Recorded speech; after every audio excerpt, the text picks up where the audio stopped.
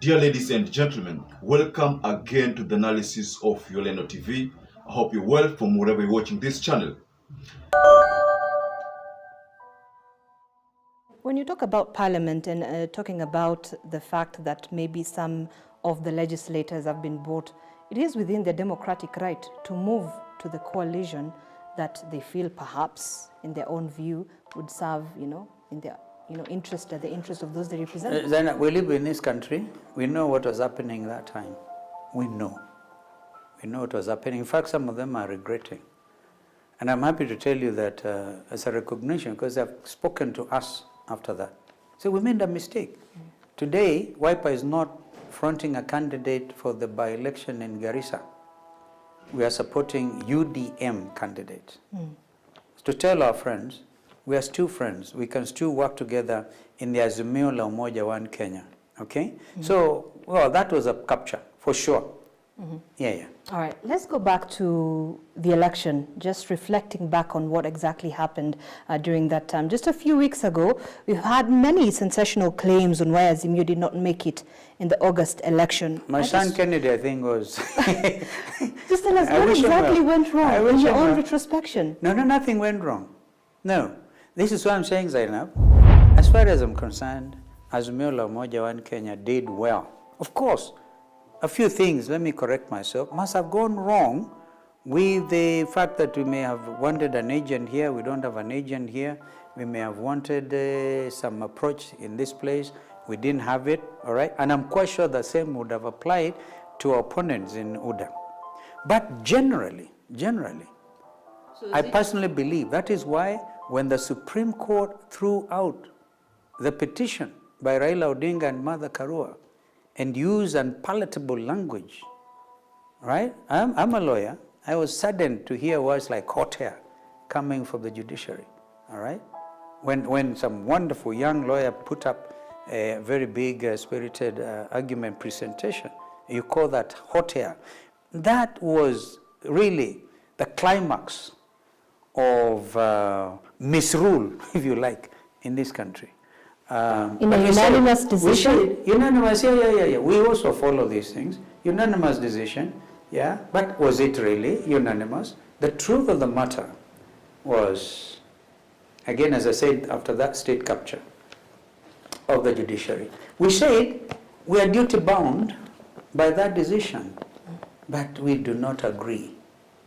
And I hope history will lay bare the facts of what happened with regard to the procedure of announcement of the results of Bomas of Kenya and culminating in the in what happened in the Supreme Court. By the way, the Supreme Court exercising supremacy of jurisdiction orders one of the players to open the servers. Blatantly, that particular smartmatic operative say no, pleading intellectual property rights.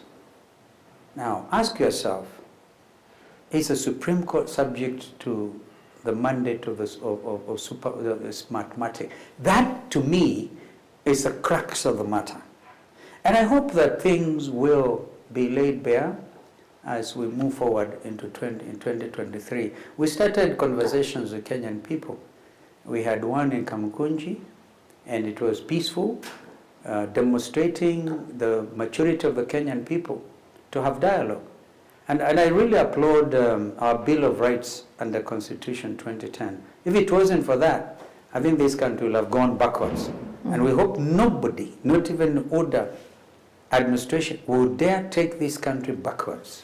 So the right to assemble, the right to hold different opinions, the right of assembly, as demonstrated in Kamukunji, where people felt we were going to have protests. We said no, peaceful demonstrations are in the Constitution. And if it becomes necessary in 2023, it will be the normal thing to do.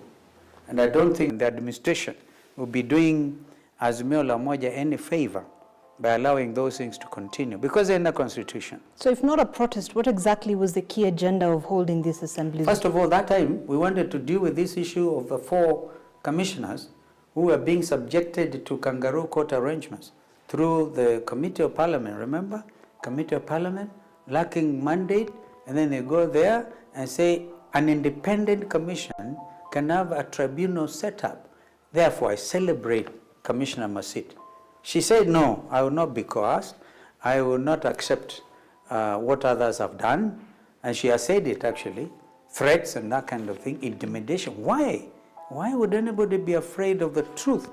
So I hold the view, because I attended one of the sessions of the House committee, and it was amazing. You could see they were in a hurry to make recommendations, have a tribunal appointed, which tribunal, I'm a lawyer, in my view, that whole thing is void ab initio.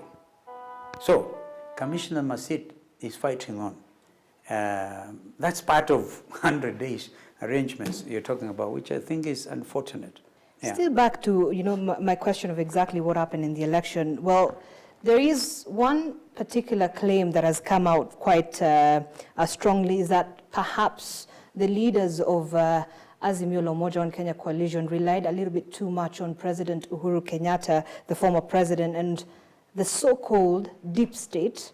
And it was me actually who used the word deep state. Right, and eventually neglected the very basic principles of campaign. I'm telling you, we won the election. So what is all that hula-baloo around? Both President Ruto and Raila are actually not averse to the idea of having an audit of the election 2022. Because there must be something beyond Supreme Court. So the Kenyans will know the truth. I hold the view personally that 2013 elections, Raila and I did not lose. I hold the view that in 2017, we didn't lose. I hold the same view in 2022, we did not lose. Mother and Raila did not lose the election. So we must get rid of this culture of stolen elections. Therefore, one of my recommendations really to Parliament, both houses of Parliament, is to review this whole thing about the conduct of a general election. I think everybody knows that 2002 was acclaimed as the most successful general election. I don't remember whether we had electronic voting in 2002. So we should go back to what we did in 2002. This electronic voting, I said earlier on in an interview, and I think I'm old enough in this country and the world to know what happens. There are super cyber arrangements that if I pay somebody and say, let's meet in Dubai, you make me president, pay me, they're not $1 billion, but they pay. And that's exactly what happened with Smartmatic. They make you president. So what is the point of a poor Kenyan mama from Kajiado going to vote, believing that our vote matters? It is hijacked by other interests. But therefore, and not just in Kenya, I think Africa and the world needs to ask themselves this question. I think the Parliament should revisit the law relating to general election conduct in Kenya. I would want us to go back to manual voting. Because this electronic thing is what has brought pain, suffering, mourning, and misrule. But not just in this country, in a few other countries.